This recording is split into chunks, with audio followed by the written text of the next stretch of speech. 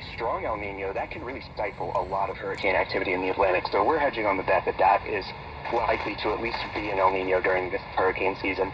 The counter driver is that the Atlantic is extremely warm right now. So if that El Nino does not develop or is late to arrive, the pathway does still exist for an active hurricane season.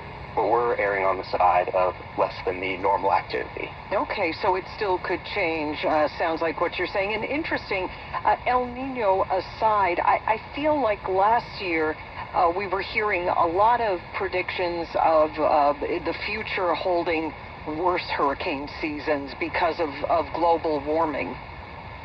Yeah, so there are studies ongoing into that, and our group is, like many others, continuing to look into that. So we have looked at a period of contiguous about 30 years of data from 1990 to 2021 in a study to address just this question.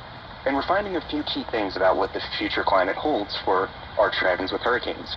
And the first finding is actually a little surprising. So globally, the numbers of tropical cyclones is going down. However, that is likely due to more years that are a La Nina-like basic state rather than El Nino. So that means that activity unfortunately gets worse for those who live along the Atlantic basin and have to worry about that hurricane season. So activity goes down in a La Nina year in the Pacific, which is our basin that is responsible for most of the global activity. So that's what's driving that downtrend globally, even though it doesn't feel like that here.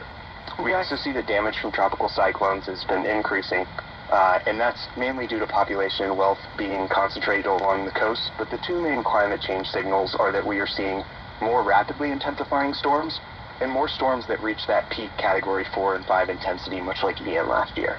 Alex DeRosier, PhD candidate and the seasonal forecaster at Colorado State University and co-author of CSU's Hurricane Season Forecast. Talking on WCBS's Newsline with Bridget Quinn Thursday, weekdays from 10 to 1 p.m. Check out Newsline. Now we check out Stamford, Connecticut Thursday. At the Armand Hotel, pillows and blankets piled up outside attest to the early morning inconvenience at Armand Hotel on Summer Street in Stamford.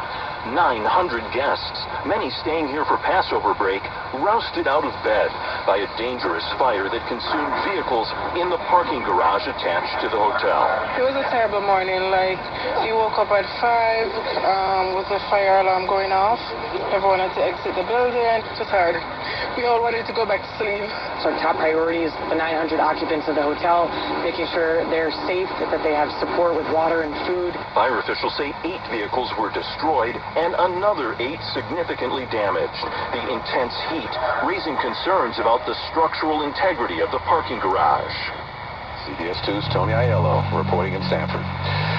Well, the Nixon Rangers have to be paying attention to this political drama. Start packing. That's the message from Manhattan Community Board 5 to Madison Square Garden. The conclusion that we drew is that Madison Square Garden is not consistent and compatible with Penn Station. The arena's operating permit is expiring this summer, and the board's official recommendation, read out by Layla Logisico, is just a 3-year renewal. We landed on 3, and at the same time we also said, after 2 years you need to come back. Come back with a plan to relocate somewhere else, she says, allowing the infamously dingy Penn Station to get a full makeover. The issue with Madison Square Garden here is that, it is really a true impediment to Penn Station. The final terms of the permit will be up to the city council. MSG's owners have long resisted relocation, but a higher-up did raise some eyebrows recently, mentioning they'd be open to looking at a site across 7th Avenue. Steve Burns, WCBS 880 News. Billy Joel will have to be paying attention to this residency. We'll get the traffic and weather together in a minute. Welcome to Delicious Planet.